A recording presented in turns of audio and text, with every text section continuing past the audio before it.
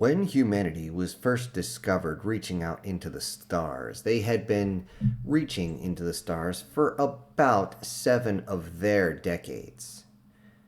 During this time, they had expanded very, very quickly and had broken into many different sectors and different sects, if you will, as they reached out into each different area surrounding their sector.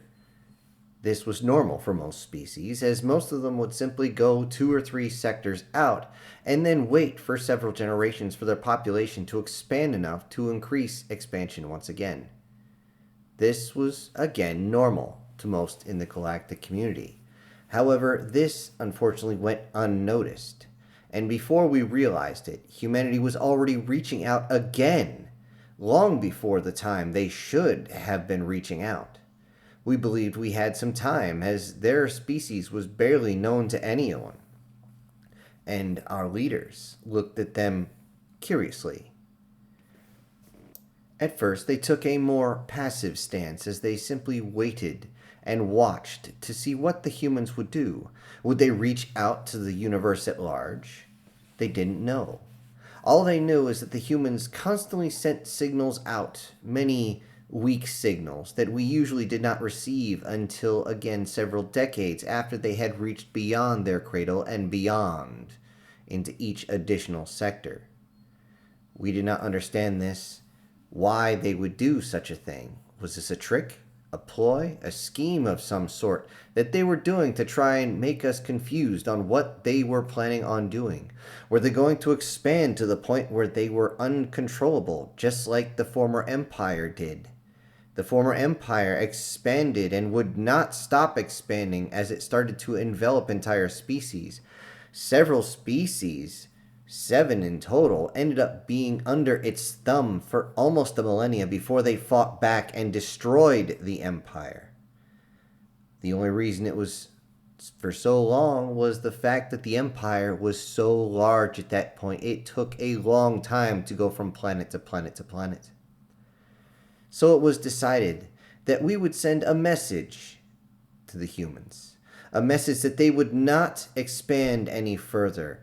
No, we would not have another empire. In fact, we would go in and wage war against the humans and fight them all the way back to their sector, and then simply leave them with a warning to never expand beyond a certain point again.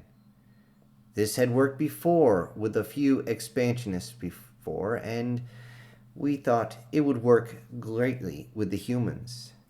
More often than not, a simple battle was to simply assess what the humans could do, as most of the outer colonies were not very well defended, and usually fell within 4 human hours of first landing on the surface. We believe this would be just as simple, as humans were not the largest of any sort. They were not the strongest. They were relatively fast, but even though they could lift heavy objects, they could not match our speed and strength of our combined forces. There was no way they'd be able to hold up against us, and this would be an easy victory.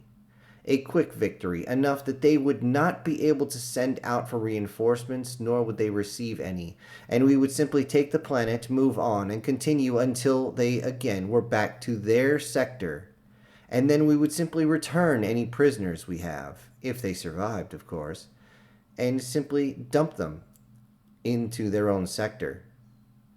If the humans were violent, like one of the expansionists were, we would simply dump the bodies in space and let them drift towards their home sector, and let them realize their mistake, as they wanted to fire on us as we entered their sector under a banner of peace. Who would not understand this? Who would ever stand against us? Who would ever believe that they could fight a combined force easily 40-1 against them, if not more? Who could possibly even slow us down? Well, it seems as the humans did. At first, the invasion went off without a hitch. Jumping into their sector, coming out of FTL, we immediately blocked their communications, all of them, in and out. It is noted that several communications that were going in and out immediately would stop and make a few people nervous. This would put us on a time limit. Most species would, of course, realize something was wrong after a certain amount of time and send other ships to find out what the issue was.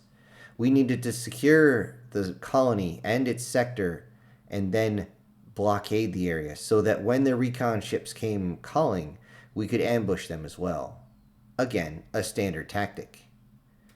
Though the jamming went successful, this seemed to start something on the planet. We could hear all sorts of communications short range as something we could not block completely would simply bounce off the atmosphere, and we were catching some of it as it came through. It was simply a call to arms. They said that they were being invaded, which was true. Everything that you would expect, as they said, to get certain goons. Is it guns? Ah, yes, guns. They said, get the guns ready. Well, we weren't interested in fighting them face to face, and we didn't know what these goons were. However, we would find out very quick, as the few ships that were there clearly turned to face us, with several other ships reaching the atmosphere as we were getting within effective weapons range. And then the battle began. Instead of firing broadside to broadside, bringing as many weapons to bear as possible, the humans did something we did not expect. They charged our lines. At that range, charging the lines makes it difficult to track where they're going to be, as each of the human ships dipped, dived, dodged, and ducked all across the stars. We tried a broad area blast with our energy weapons, but they simply moved out of the way. They began moving in all different directions as we would have to cycle through and then fire again on a single ship and hope that we hit it. After several volleys, we were able to graze a single ship, and the humans were getting close. And by now, they were spreading out so much that we would have to fire on one, and if it was destroyed, we would have to turn another 187 degrees, along with rotation and tilt about the same, just to fire on the next ship that was coming in. And as we did fire on that first one and finally got our first kill, we realized that they had fired something towards us, something kinetic. We didn't understand. Kinetics were pointless. They were barbaric, especially out here when it's so much easier, so much faster, and so much more accurate to use energy weapons. Why would they use kinetics? Well, I found out very quickly, as this kinetic slug slammed into one of our ships and pierced it from one side to the other at about a 40-degree angle, from its dorsal starboard side down to its port ventral side, and simply stem to stern it. As it did, somehow they had bullseyed our battle bridge. It was venting all the command crew into space, and they did not have time to seal it off, and the ship went dark.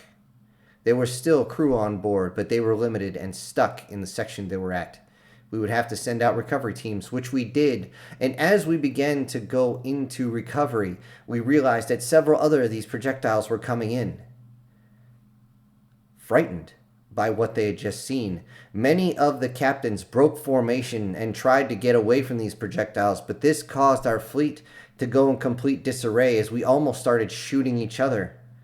Many of the ships tried to flip and burn or roll or something, trying to get away from these projectiles, as the projectiles were shot at, but it seemed like nothing would stop them. If they were hit, they would simply deflect a little bit, many times going straight towards another ship that was not ready to maneuver. And then, bam, another ship damaged. This dance went on for a while as two of our large battleships ended up smashing into each other, not enough to take them out of the fight, but more than enough to cause a lot of damage. And with that, we were told that we were weapons free to get close to the human ships, and that is when the fleet broke apart like a blossom opening up, spread across the sector, and started firing volley after volley of energy weapons towards the human ships. The human ships, realizing apparently that they were completely outmatched at this point, tried to run. One of them tried to get far enough out that they could jump into FTL to get away, to warn their others. We realized this was a bad idea, so we sent out our own torpedo ordnance. And we got them. As much as you want to be able to maneuver away from kinetics or energy weapons, you cannot outmaneuver a missile or torpedo in space. It just does not happen. Not when you have squishy little humans on board. As we realized what these few human ships had done to our fleet, many of those inside were just chomping or chittering or whatever they do in agitation, wanting to get down to the planet to show the humans that their little tricks will not work. It is of note that by galactic law, you cannot simply destroy a planet or its satellites. You must keep them intact as much as possible. We do not like using any type of biological or chemical agents, as that might ruin the planet itself. As if this is a new planet, you don't know what you would be destroying. However, we did keep this ordnance close by, just in case. Our ships went down to the planet and caught minimal resistance. There were several batteries of missiles that fired up, and a few batteries of automated or automatic slug throwers that seemed to send all sorts of metal into the air. Fairly inaccurate, but when they did hit, many of the transports would tumble as they were still coming through the atmosphere. The atmosphere of this colony world was very, very light. However, it was enough still to slow our ships down, and if there was a hole in the hull, it was still enough to tear the ship apart. So we had to get our ships down as soon as possible. This is when many captains arced their ships so that their transports would not come down anywhere close to the colony. This would give the humans a little bit more time to ready their defenses for those on the ground. However, it would maximize the amount of forces that actually made it to the ground, as landing inside their own compounds is a death sentence in many cases. As our forces reached the ground, our ships opened up and we simply went out. We walked out into a lush, dense, forested area. Many vines, many limbs, but not as much undergrowth as you would think. We moved out. Those that had a strong sense of smell went first, along with eyesight, hearing. Those that were stronger, most of the insectoids, were more towards the center but in the second line, as they're usually much larger and make a more tempting target. However, we believe that the humans and their simple metal throwers that they have would not penetrate. As we move forward, those that could smell started keying that we have something. Humans, close. Very, very close. And down it went. A single sonic boom fired out, and then a zing, a thud, and then a second thud, as the body of our compatriot hit the ground. Everyone looked around, looking where the hell that just came from. We could hear just the slightest bit of metallic boom. We heard it again. Again, a half a second later, another one went down. They weren't targeting our insectoids. They must have realized that their weapons couldn't penetrate, so they were picking off our hunters. The hunters started to panic as they were the weakest physically of all of them. So they started to back up, trying to get beside the insectoids. But these, whatever was coming at us from we have no idea where. We started panicking, looking around, started asking those that could hear very strong, mostly the feline ones, can you hear them? Can you hear them? They're holding their ears, covering them, as the sound of these weapons was unbelievably painful for them. They're on the ground screaming in pain, just begging for it to stop, and still every few seconds, boom, and another one would drop. It was to the point where everybody just said, forward!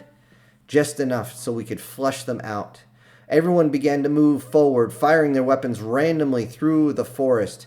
Many of our energy weapons catching the ground on fire. Those that didn't, those others had flamethrowers themselves and started burning the forest itself. If we couldn't find them, at least the flames would. And with that, we saw one get up and run. A few of our hunters took chase as they immediately realized what their instincts were, to chase down this human and to tear them apart with tooth and fang. And then, boom, boom, boom, boom. They started hearing all these sonic booms. Again, our feline compatriots grabbed their ears, hit the ground, and started screaming. Many of them, their ears were bleeding as we saw the blood coming through their paws. The ones that were more canine continued to pursue, but more were down on the ground. Many of them not dead, just severely wounded. Boom, boom, boom, boom. More of this sonic weapon was fired. We could hear some way off in the distance to our left, another one way off to the distance on our right. Where the hell was this coming from? We couldn't tell. All we could do was continue to fire randomly in the direction that the human had fled. And as we got just a little bit closer to their colony, kaboosh! Something very loud was fired, and one of our insectoids stopped where he was, dropped all 6 of his arms, and then fell over. We looked over, and his head was gone. Not a hole in it. Gone.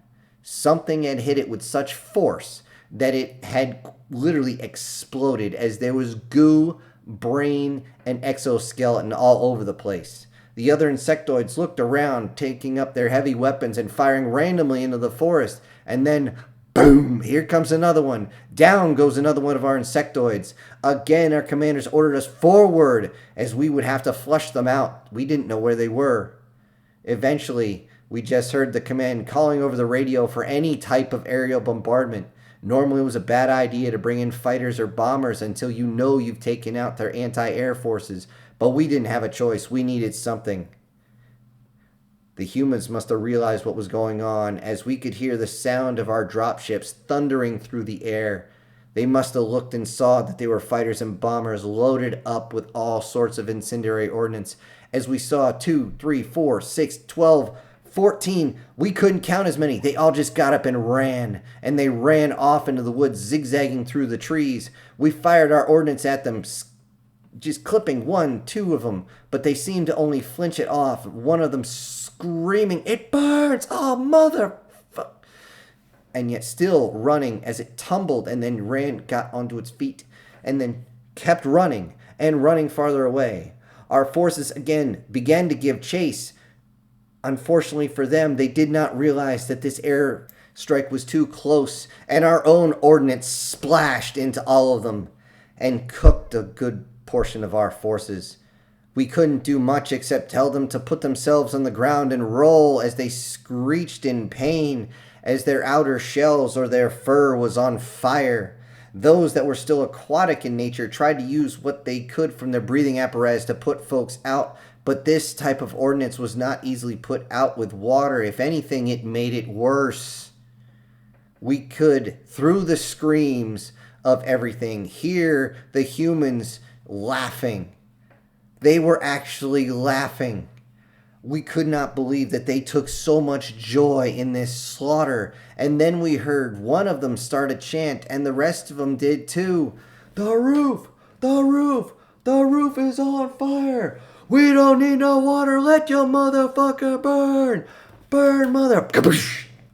With that, several other shots began to fire out from our side, as they were not taking any sort of pleasure in watching their own burn up in front of them, many of them quite literally burning to death in agonizing pain in front of them, thrashing around until their bodies simply quit and they go limp. The smell that filled the air was enough to make most of our canines simply drop to the ground and vomit. Vomit violently.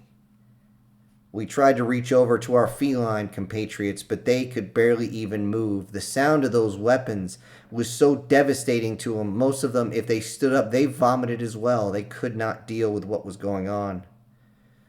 Our insectoid and amphibious groups were what was left, along with a few avian forces. However, they did not dare take to the skies. We still had not neutralized any of the anti-air forces on that colony. We didn't want to fire down on the colony just in case. This would be retaliation from all, as we did not want to glass the planet. Even though a precision shot could take out the colony, it's a good chance that now that we were down on the surface as well, it would take us out, even if they only missed by a few hundred meters. So we continued forward, marching through the flames, and we could see the top buildings of the colony in the distance. In the distance, we realized that we were close to our goals. The commander had told us to halt and to wait. We could hear several shots out in the ether as the humans seemed to be taking more and more shots at those out there. We could hear our own screaming as they were not dead but only injured by these projectiles as they pierced through.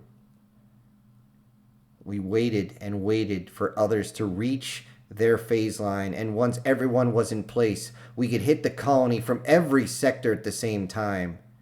We received word that the humans were bunkering everything in. Why wouldn't they just surrender? They know we're coming. They know that we will kill them all if we end up in there. Why don't they just surrender and save themselves? Was the only thing we could ask ourselves the whole time. Why will they not surrender? Why are they even putting up a fight when all they had to do was surrender? We would find out later as we finally got the word just around the sundown that the human forces had all fallen back to the colony area. And with that, a single horn was blown, one loud enough that it could be heard all the way around the battlefield. Whatever felines were not already holding their ears went back to doing so, as this was the only thing that we had that made them want to cover themselves. And with that, we advanced. We advanced with full bore, screaming and cursing to the sky, wanting blood for our fallen comrades. And as we only took a few steps, we heard a whole thunderous, almost applause of these weapons firing off in every single direction. We could start to see them. We were close enough. We could see the small flash. There was a tiny, tiny little flash of the propellant as it burst. But usually if you saw the flash, it was too late, as the bullet would be going through your body and down you would go. Many of the bullets were not strong enough to go through our insectoids, and they knew this. They turned their bodies so that their backs were showing. This was the strongest piece of carapace they had, and they charged through the forest with everything they could, the rest of us hot on their heels, or they don't really have heels, but you know what I mean. And we continued forward all the way to the wall. We could see the humans. We ended up going right past a couple of them, the insectoids. Some of them didn't even see it as their heads were turned the other way, trying desperately to try and at least get to the wall. The humans that were bypassed just simply jumped up and began to fire with a weapon in each hand, blasting each crazy different way, screaming all sorts of obscenities. Our translator couldn't quite keep up with everything that was said, but it didn't matter. All we wanted was to take them out, to force them to surrender, to take out their warriors so that those non-warriors would realize the futility of their actions and they would simply surrender and we could stop this. But the humans did not quit. Even when one of the insectoids grabbed a human by its arm and leg and began to pull it apart, it reached up and grabbed a piece of metal out of its belt and jabbed it into the insectoid's arm as hard as it could, right between the joints, right where it's the weakest. And when it didn't go through, it reached up with its other hand and slammed the back end as hard as it could, driving this metal blade into the joint. The screaming that came out of the insectoid was that of nightmare fuel, as this type of wound many times will not close and the insectoid will simply bleed out because of this. As it hit the ground, the human actually ran up and kicked the blade farther in just to rub any other disrespect into the wound. As it turned to look at us, it turned at one point and all you heard was him go, "Oh, fuck me," sideways, as we began to fire all our weapons into it.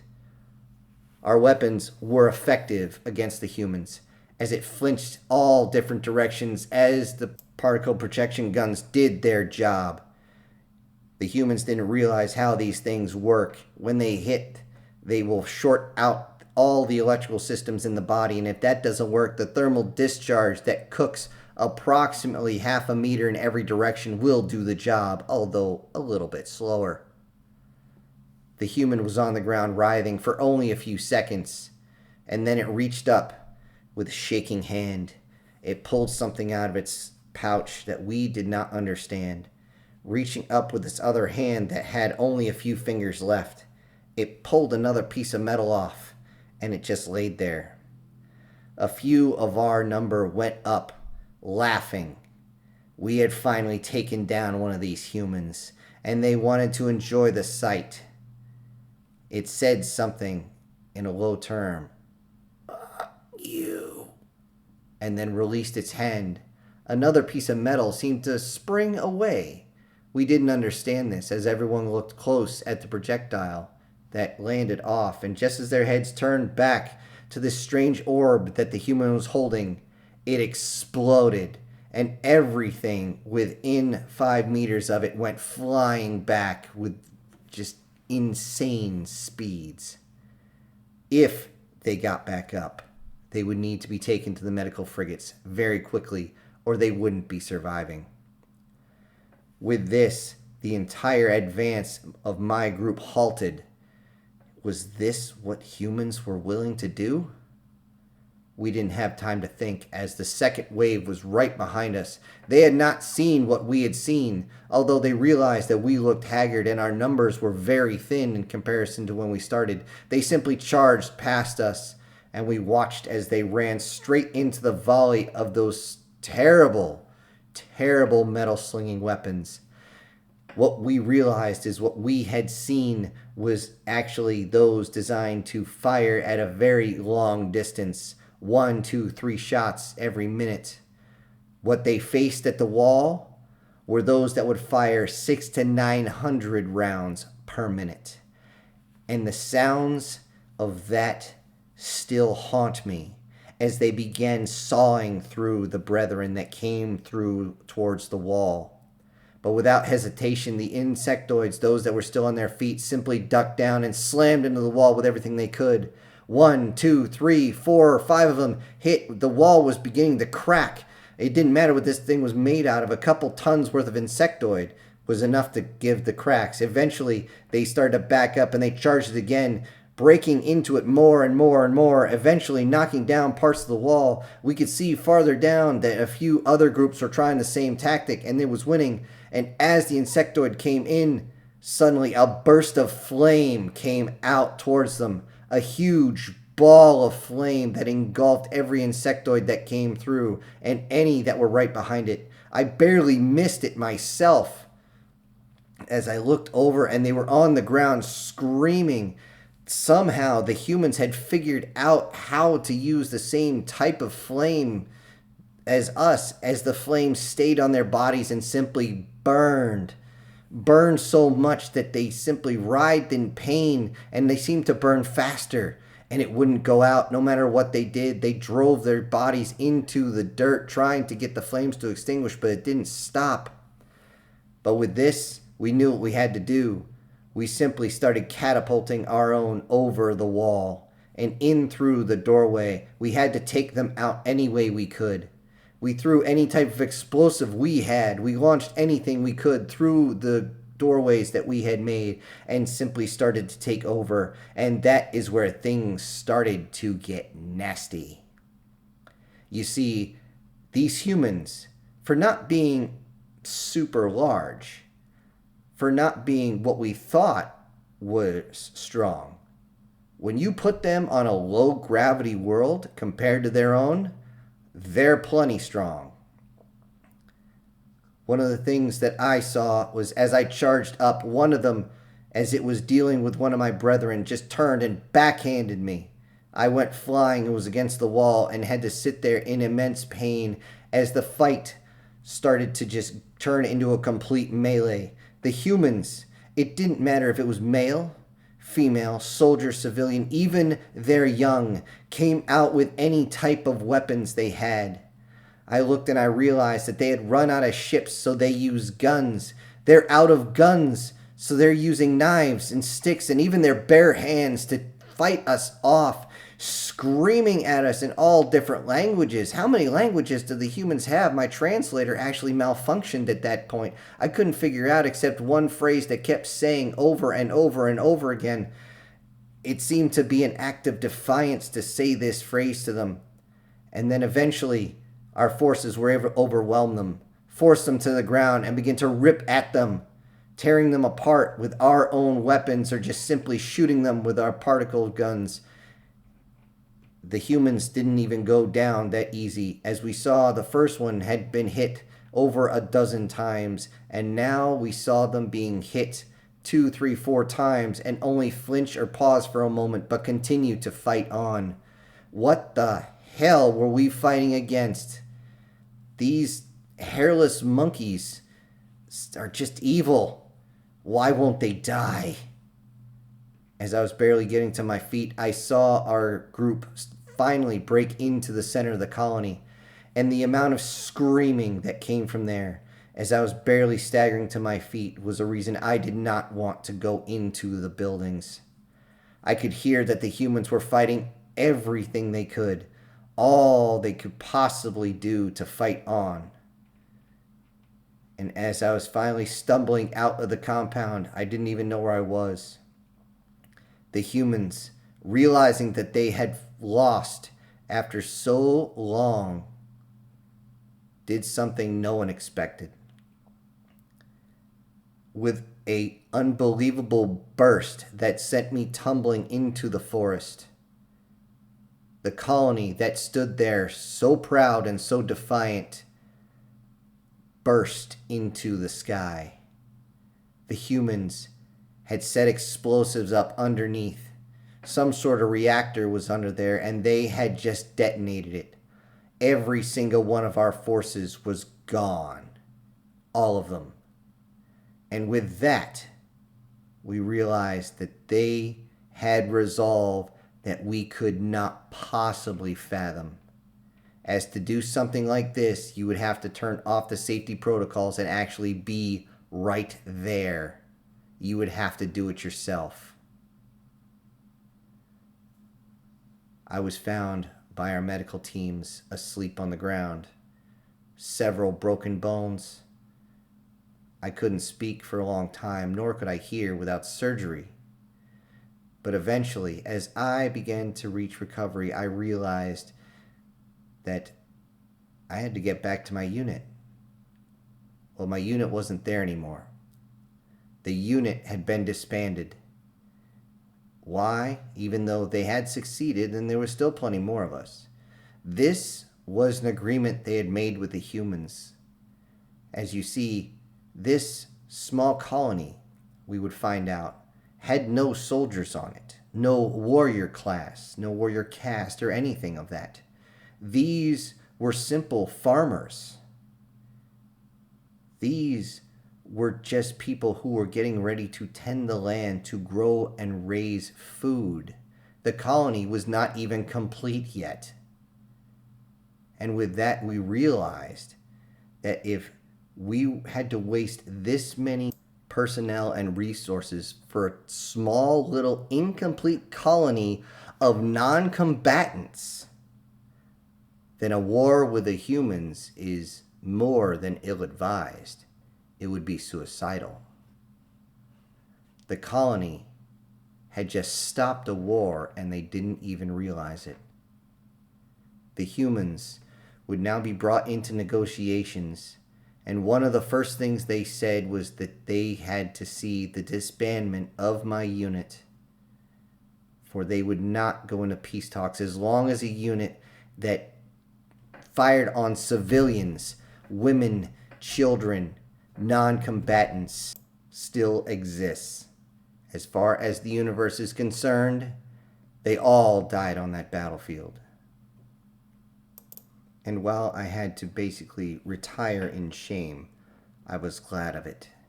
because as I watched the peace talks, as I was recovering, the human flagship came into view. And all I could say was a human term. Holy shit.